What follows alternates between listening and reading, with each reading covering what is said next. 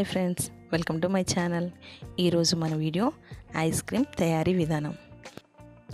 ఏంటిది, ఎవరైనా సమ్మర్లో ఐస్ క్రీమ్ అనేది రెడీ చేసుకుంటారు, కానీ ఈ మాత్రం వింటర్లో ఐస్ క్రీమ్ ఏంటని ఆలోచిస్తున్నారా? నాకైతే సమ్మర్లో ఐస్ క్రీమ్ తినడం కంటే ఇలాంటి వింటర్లో ఐస్ క్రీమ్ తినడం అంటే చాలా ఇష్టం. చల్లగా వాతావరణం చల్లగా ఉన్నప్పుడు కూల్ ఐస్ క్రీమ్ అంటే నాకు చాలా ఇష్టం.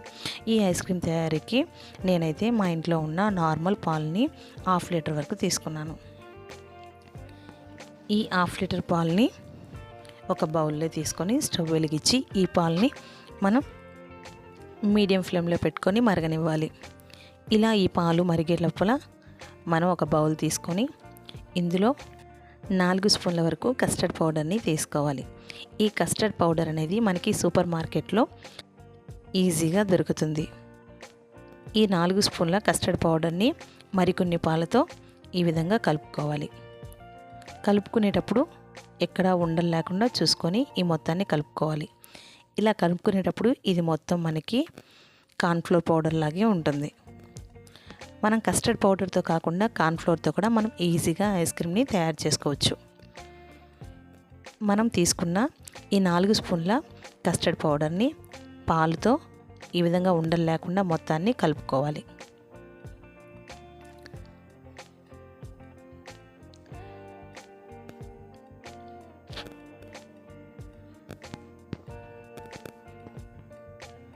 ఇప్పుడు మనం మరిగించుకుంటున్న ఈ పాలని మరీ ఎక్కువగా మరిగించుకోవాల్సిన అవసరం లేదు. ఒక పొంగు వచ్చేంత వరకు మరిగించుకుంటే సరిపోతుంది.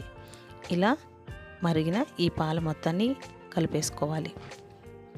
ఒకసారి నురుగు మొత్తం పోయే విధంగా కలుపుకున్న తర్వాత మనం ఏదైతే 4 స్పూన్ల కస్టర్డ్ పౌడర్ని పాలతో కలిపి ఉంచుకున్నామో ఈ మిశ్రమం మొత్తాన్ని ఈ విధంగా కొంచెంగా పోస్తూ మొత్తాన్ని కలుపుకోవాలి. ఇలా కలుపుకునేటప్పుడు మనం మంటని లో ఫ్లేమ్లో పెట్టుకొని ఉండలు లేకుండా మొత్తాన్ని కలుపుకోవాలి.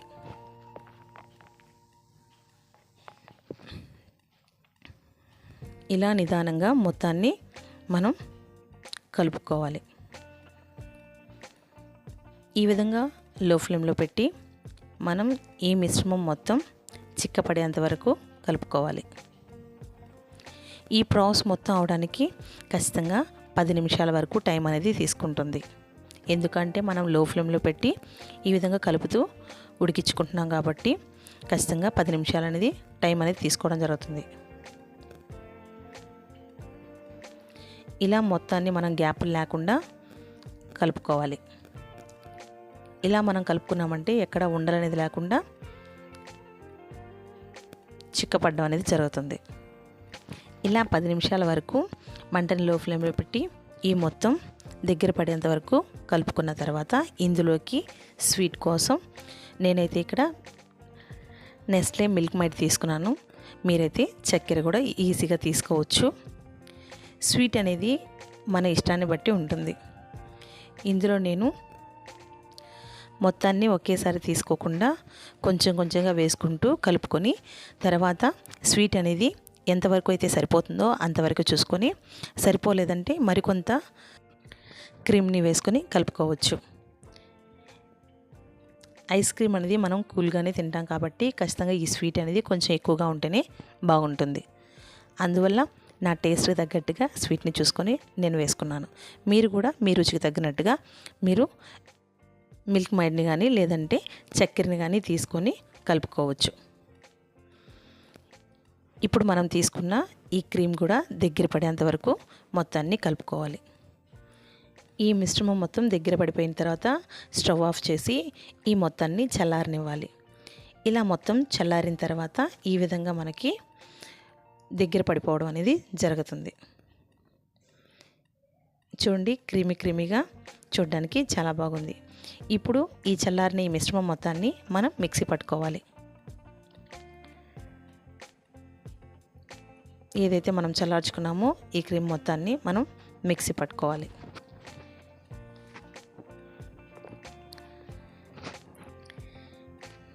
ఇలా మిక్సీ పట్టుకున్న తర్వాత ఈ క్రీమ్ మొత్తం చూడడానికి చాలా బాగుంటుంది.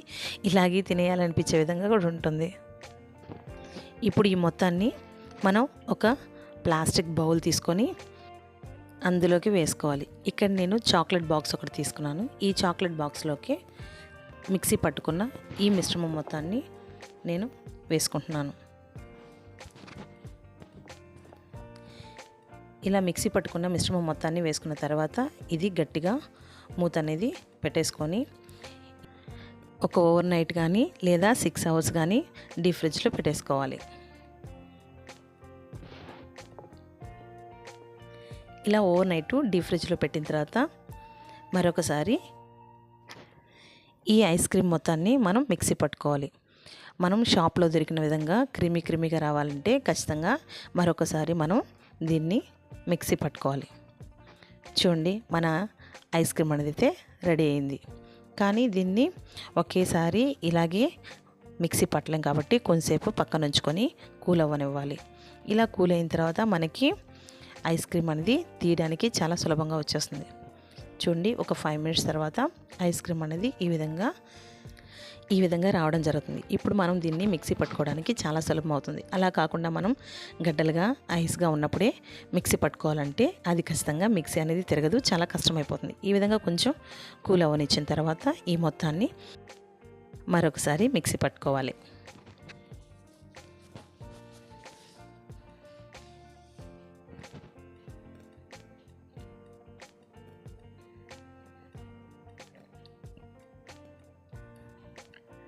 ఇలా మొత్తాన్ని మిక్సీ జార్లో వేసిన తర్వాత ఇది ఇంకా కొంచెం క్రీమీగా రావడానికి మనం మార్కెట్లో దొరికే మిల్క్ క్రీమ్నైనా యూస్ చేసుకోవచ్చు, లేదంటే మనం హోమ్మేడ్గా దొరికే పాలమీగడనైనా వేసుకోవచ్చు. ఇక్కడ నా దగ్గర కొంచెం పాలమీగడ ఉంది కాబట్టి దాన్ని మాత్రమే వేసి మిక్సీ పట్టడం జరుగుతుంది.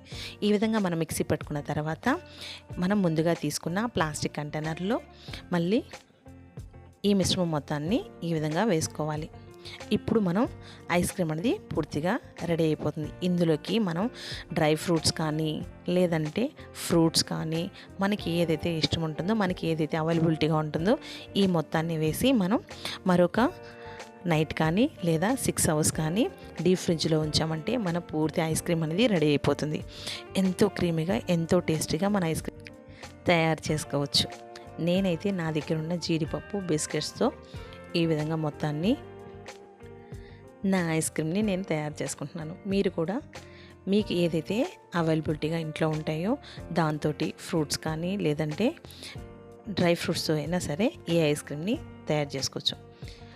ఈ మిశ్రమం మొత్తాన్ని మరొకసారి మూత పెట్టి 6 అవర్స్ కానీ లేదా ఓవర్ నైట్ కానీ డీప్ ఫ్రిడ్జ్లో ఉంచామంటే మనకి టేస్టీ అయిన ఐస్ క్రీమ్ అనేది రెడీ అయిపోతుంది.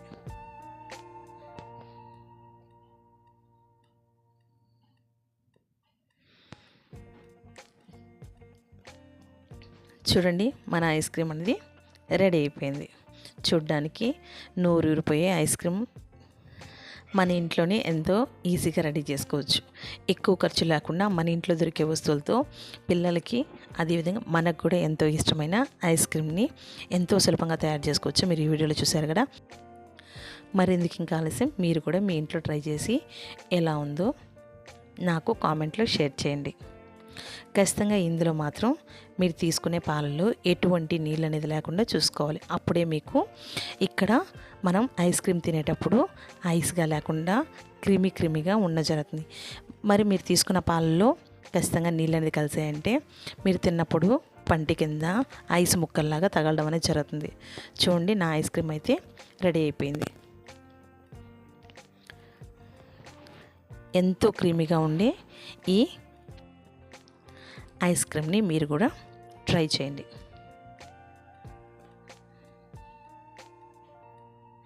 మీకు కానీ నా వీడియో కానీ నచ్చినట్లయితే ప్లీజ్ లైక్ చేసి షేర్ చేసి సబ్స్క్రైబ్